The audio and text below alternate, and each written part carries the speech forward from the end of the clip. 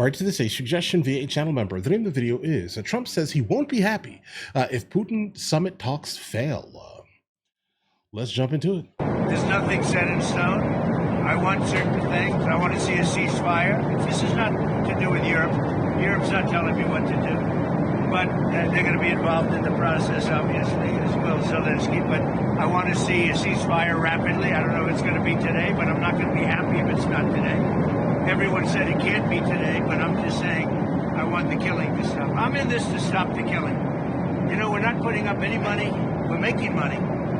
They're buying our weapons, and we're sending them to NATO, and NATO's sending us big, beautiful checks. But I don't care about that. I care about, it was a big factor when Biden spent $350 billion and got nothing. But what I do care about is they lost last week 7,011 people. Jeez. Almost all soldiers. 36 people in a town which got hit by a missile.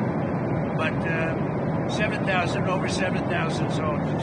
It's crazy. Can you describe a little bit, Mr. President, because I know you've had a lot of phone calls with President Putin. What's the difference in a face-to-face, in-person meeting? No different. Look, he's a smart guy.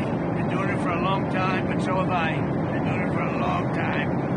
Listen, guys, no disrespect here, but I would definitely say Putin is more of a shark in the context of this here. I do hope that we can come to some type of agreement or arrangement to actually stop the unnecessary nonsense that's actually happening in the Ukraine here.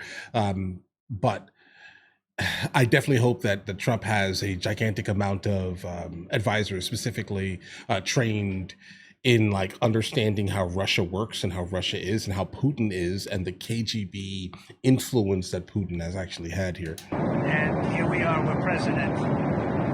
That was much more difficult than what I'm doing today, believe me.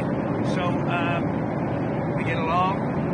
There's a good respect level on both sides, and I think, you know, something's going to come of it. I noticed he's bringing a lot of business people from Russia.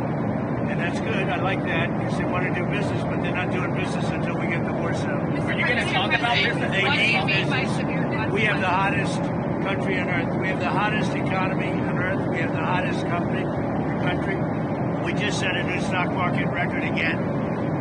We have hundreds of billions of dollars flowing in from tariffs. We're the hottest country. We were a dead country, a dead like doornails, a dead country.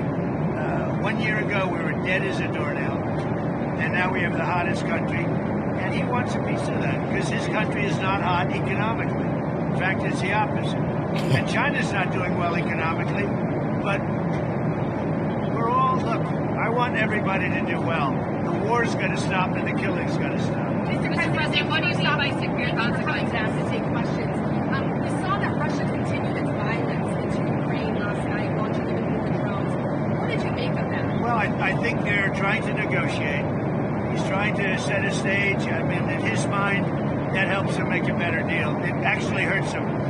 But in his mind, that helps him make a better deal if they can continue the killing. Maybe it's a part of the world. Maybe it's just his fabric, his genes, his genetics.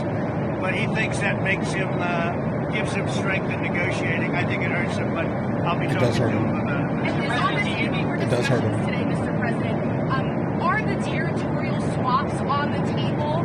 Will you be discussing that? They'll be discussed, but I've got to let Ukraine make that decision. And I think they'll make a proper decision.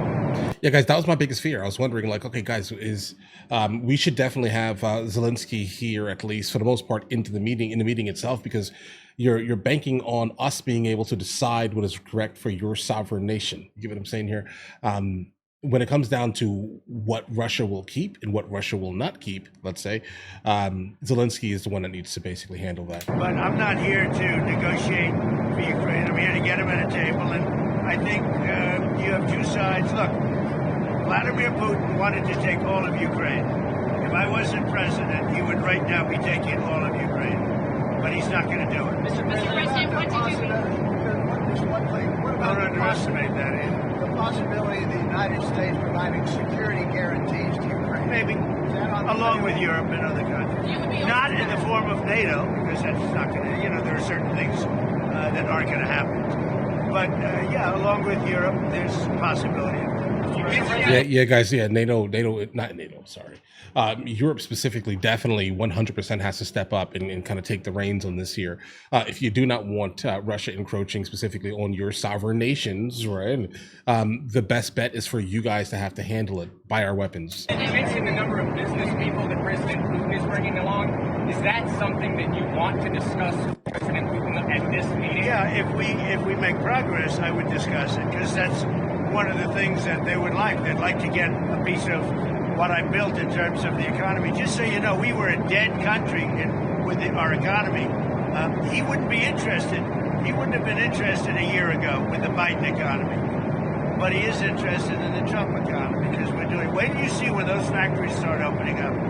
We have hundreds of factories all over the country, and that includes auto factories, AI factories, and every other. They're all coming in because they want to beat the tariffs.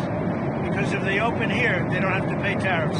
If they don't open here, they have to pay, in some cases, 200%, 300%. I haven't even set some of the tariffs yet. I'll be setting tariffs next week and the week after on steel and on, I would say, chips. Steel higher than Chips and semiconductors we'll be setting sometime next week after. What rate are you looking at? What rate? Well, I'm going to have a rate that is going to be lower at the beginning.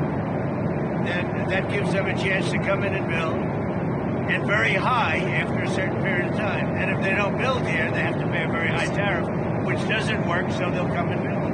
Mr. President, you had said earlier. He's a gentleman. Isn't he a gentleman? He's a nice. He's helping me out. He's a very nice. He's one of the few nice ones. Yeah.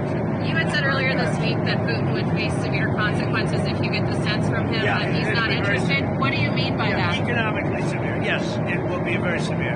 I'm not doing this for my health. Okay, I don't need it. I'd like to focus on our country, but I'm doing this to save a lot of lives. Yeah, very severe. Thank you very much, everybody. Yeah, guys. Yeah, it's definitely going to get rough. It's definitely going to get rougher, let's say, for Russia, even though for the most part we already have sanctions on Russia, but Europe is still buying their oil. Okay, so even if what kind of more can we do in this context here? Let's just say that we remove them from having the ability to kind of utilize the U.S. dollar in any meaningful manner. Russia then proceeded to Brazil, India, China, and South Africa decided that they were going to come together to try to, dethrone, let's say, the U.S. dollar and create a different currency based off of actual gold, right? So they could never, under any circumstance, be sanctioned again because they're not utilizing our currency. You get what I'm saying here? That's what they tried to do here. Now, in terms of these brand new tariffs that are allegedly coming here, oh no, because guys, if you look behind me, guys, I'm a videographer, professional photographer, director photographer. I do this type of thing outside of YouTube, right? And I can definitely tell you right now, these tariffs are affecting my industry. Luckily, I don't need anything right now, right? But if I do, I'll just literally fly somewhere else and go get it, if that makes any sense here. But I definitely noticeably see things with, as soon as he said chips, I was like, oh no, higher. But I get it, right? I mean, you have all these companies building things outside of the United States of America that we need, let's say, and that we use. But I just have no idea when or where it's going to kind of, ease up a little bit. Let's just say that there, because some of the things that I specifically need in my industry, America just doesn't make. Right.